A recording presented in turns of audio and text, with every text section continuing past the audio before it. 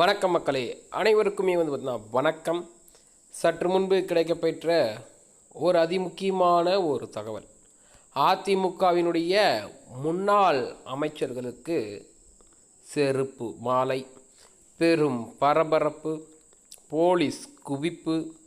அப்படி என்னதான் நடந்துச்சு, எதனால் இவர்களுக்கு செருப்பு மாலையை மக்கள் போட்டார்கள் அப்படின்றத பற்றி தான் இந்த வீடியோவில் நம்ம தெளிவாக பார்க்க போகிறோம். வாங்க வீடியோக்குள்ளே போகலாம்.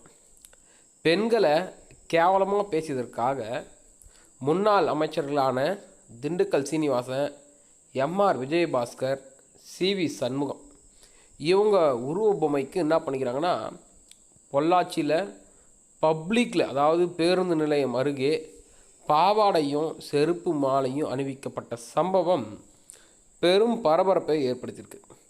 தமிழகத்தில் சட்டம் ஒழுங்கு சீர்கட்டு விட்டதாகவும் பெண்களுக்கு எதிராக குற்றங்கள் அதிகரித்து வருவதாகவும் கூறி தேசிய ஜனநாயக கூட்டணி கட்சி சார்பில் கடந்த 17ஆம் தேதி ஆர்ப்பாட்டம் என்பது முன்னெடுத்தாங்க.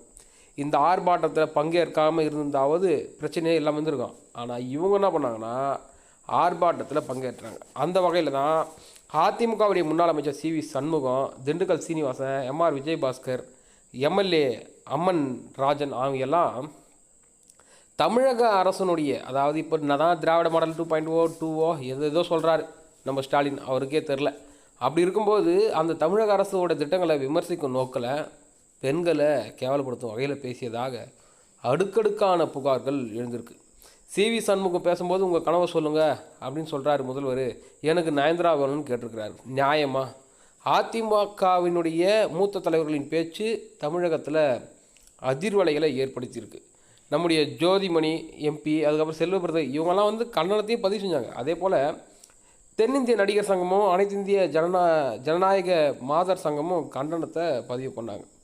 இந்த நிலையில் தான் இன்று காலையில் என்ன பண்ணிக்கிறாங்கன்னா, பொள்ளாச்சி பஸ் ஸ்டாண்டில் வச்சு உன் கதையை முடிக்கிறண்டான்ற மாதிரி பொள்ளாச்சி பேருந்து நிலையம் அருகே இருக்கக்கூடிய உடுமலை சாலை பகுதியில் போக்குவரத்து சிக்னல் மேற்கண்ட 4 பேர், அதாவது யாருன்னா நம்ம மேலே சொன்ன பார்த்தியா, அவங்க 4 பேரோட ஃபோட்டோவையும் போட்டு பாவாடையை கட்டி விட்டு செருப்பு மாலையை போட்டு சம்பவம் பண்ணியிருக்காங்க.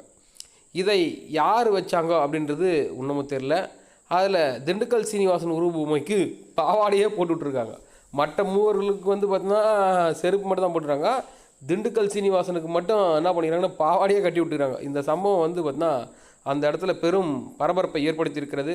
காவல்துறையினர் பார்த்திங்கன்னா வழக்கு பதிவு செஞ்சுருக்கிறாங்க. இருப்பினும் அந்த இடத்துல பதற்றங்கள் நீடிக்கலாம் அப்படின்றதுக்காக காவல்துறையினரும் குவித்து வைக்கப்பட்டிருக்கிறது.